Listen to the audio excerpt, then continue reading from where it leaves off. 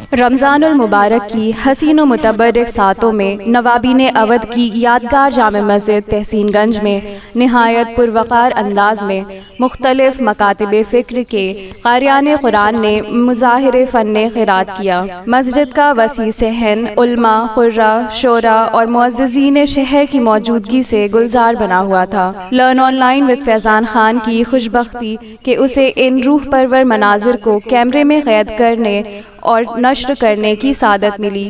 پیش ہے محفل بزم قرآن کی کچھ جھلکیاں۔ علامہ طنطاوی جواہری آیت اللہ مرشی نجفی رضوان اللہ تعالیٰ علیہ کے خط کے جواب میں، جس کے ساتھ صحیفہ سجادیہ کا ایک نسخہ بھی ارسال کیا گیا تھا، لکھتے ہیں اس صحیفے میں وہ علوم و معارف پائے جاتے ہیں کہ کسی دوسری کتاب میں ممکن نہیں، لیکن بدقسمتی سے محمد و آل محمد علیہ السلام کی اس قیمتی میراث سے آشنائی نہ تھی۔ میں جتنا بھی اس میں غور و فکر کرنا چاہتا ہوں، غیر مخلوق کے کلام ہونے کی نشانیاں آشکار ہوتی جاتی ہیں۔ واقعاً یہ مفید کتاب ہے۔ صحیفہ سجادیہ آج بھی 54 دعاؤں کا مجموعہ ہمارے پاس موجود ہے، البتہ مستدرک کے صحیفہ سجادیہ بھی منظر عام پر آ چکی ہے، ہمارے گھروں میں ہونا چاہیے تاکہ ہم سمجھ سکیں ہمیں عام دنوں میں بالعموم اور بالخصوص ماہ مبارک رمضان میں خدا سے کیا طلب کرنا ہے، کیسے طلب کرنا ہے۔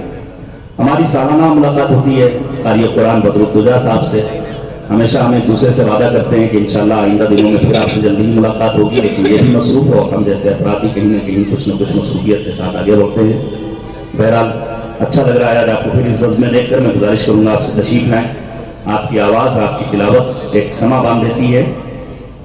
برجستہ قاری قرآن جناب بدرالدجا صاحب تشریف لا رہے ہیں۔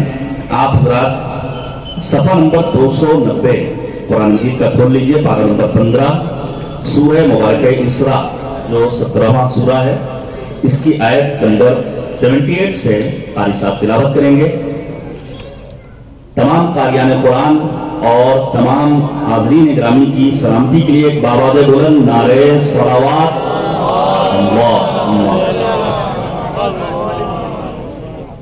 السلام علیکم ورحمۃ اللہ وبرکاتہ۔ اعوذ باللہ من الشیطان الرجیم،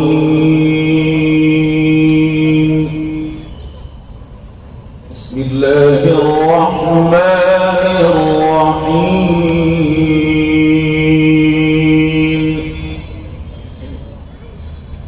سنت من قد أرسلنا قبلك من رسلنا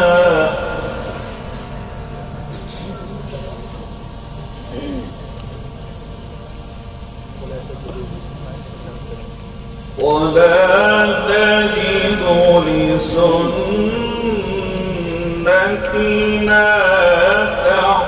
تحويلا۔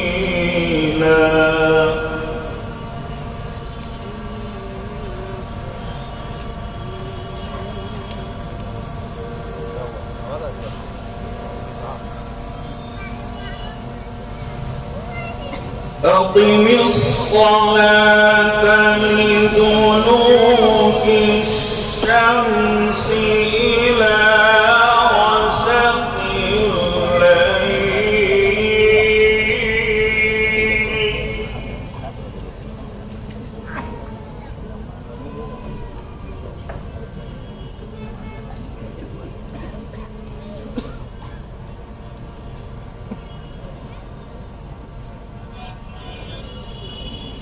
أقم الصلاة لدلوك الشمس إلى غسق الليل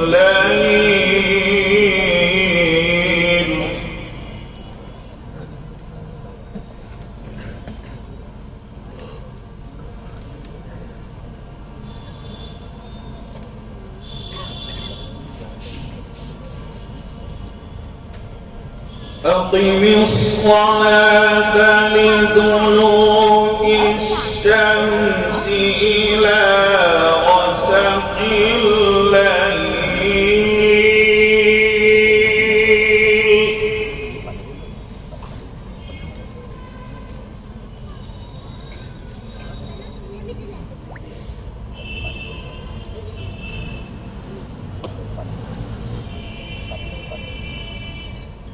إلى غسق الليل وقرآن الفجر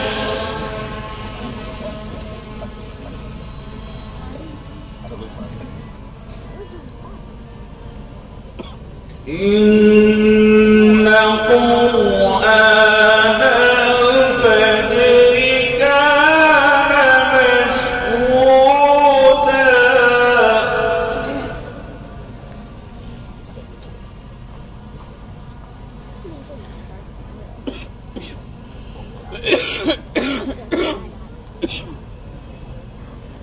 ومن الليل فتهجد به نافلة لك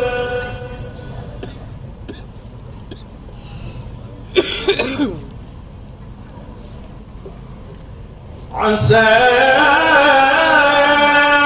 أن يبعثك ربك مقاما محمودا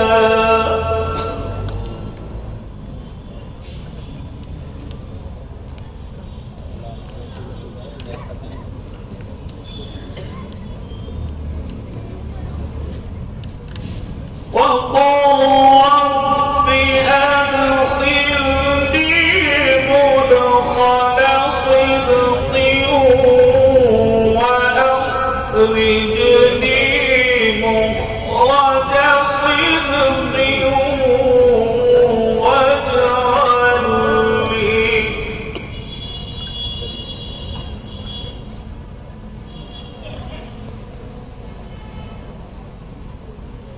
واجعل لي من لدنك سلطانا نصيرا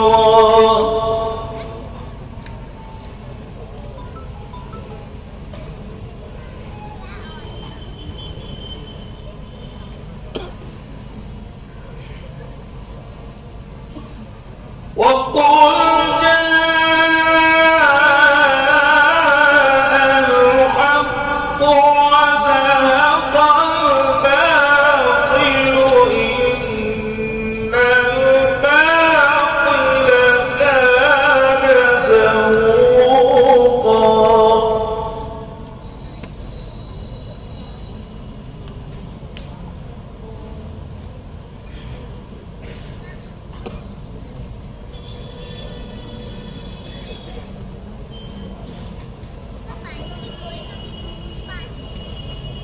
وننزل من القرآن ما هو شفاء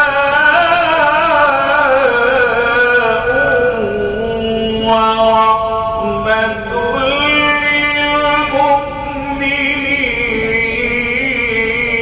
للمؤمنين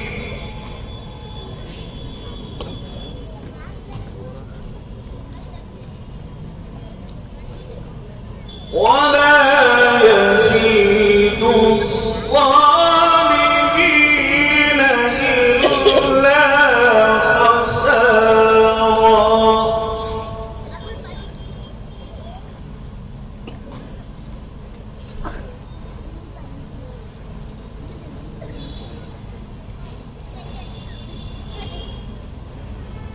وننزل من القرآن ما هو شفاء ورحمة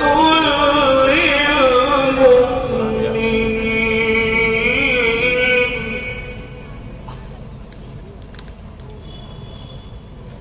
ولا يزيد الظالمين إلا خسارا.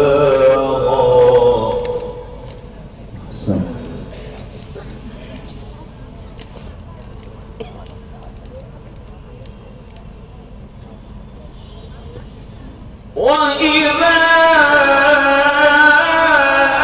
أنعمنا على الإنسان أعرض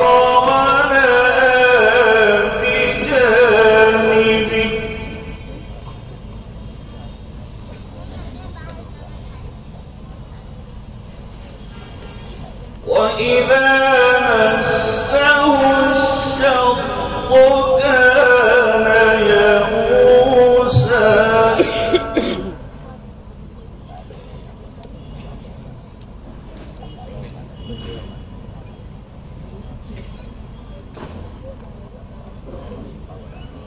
قل كل يعمل على شاكلته فربكم أعلم بمن هو أهدى سبيلا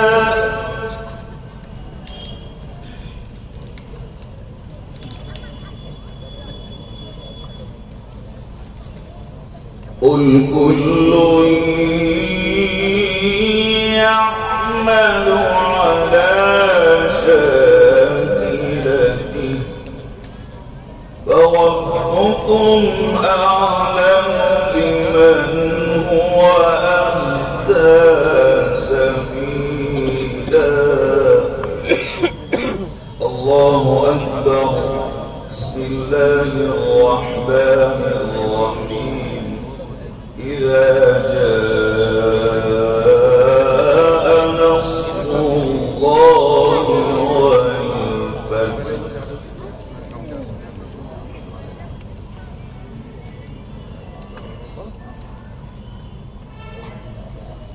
الله أكبر بسم الله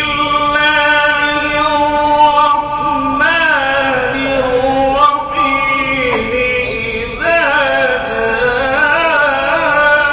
جاء نصر الله والفتح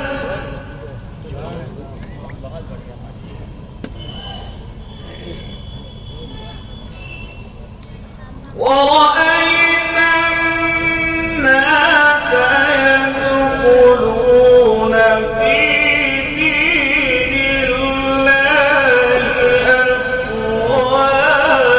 أفواجا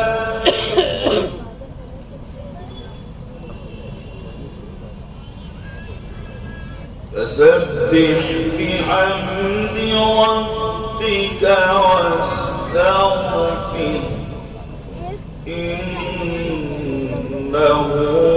كان توابا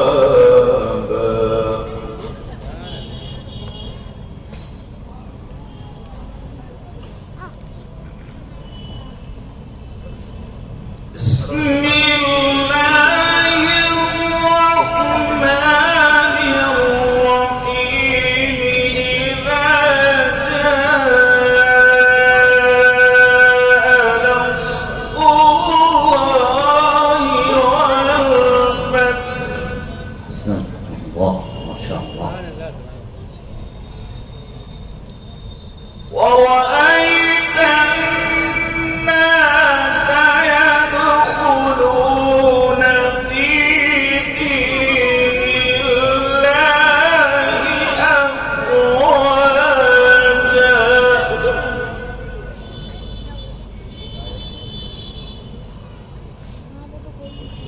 فسبح بحمد ربك واستغفره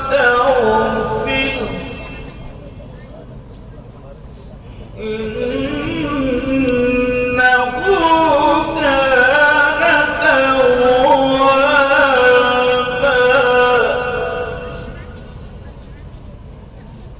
بسم الله الرحمن الرحيم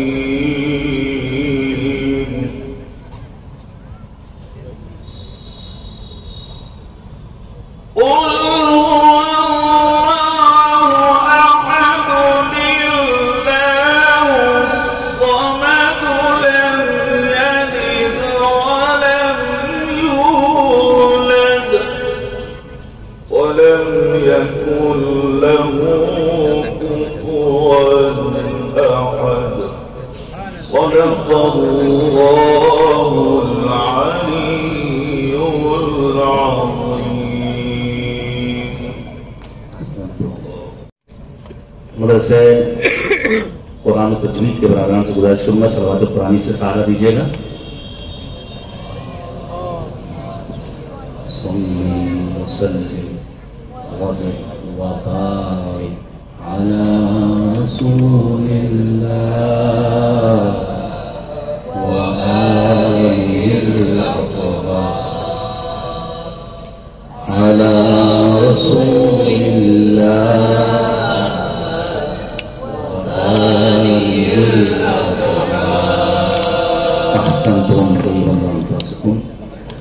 बस हमारे मेहमान तालिब कुरान बचे हुए हैं और मैं गुजारिश करूंगा जैसे आपने अभी तक सब्र किया है चंद लम्हात और कुरान मजीद की मैयत में रहिए। माह रमज़ान के सिलसिले में नबी खुदा ने फरमाया था दुआओकुम फीहि मुस्तजाब, इस महीने में अल्लाह तुम्हारी दुआओं को कबूल करता है। जनाब मरहूम तैयब काज़मी अल्लाह मकामा ने कहा था कि दुआ जो मांगता है खुश नसीब होता है, दुआ का लफ्ज़ दिलों का खतीब होता है, दुआ का रद्द अमल भी अजीब होता है, दुआ से बंदा खुदा के करीब होता है, दुआ से दिल की कसाफत के दाग धुलते हैं, दुआ से मारिफत रब के बाग धुलते हैं।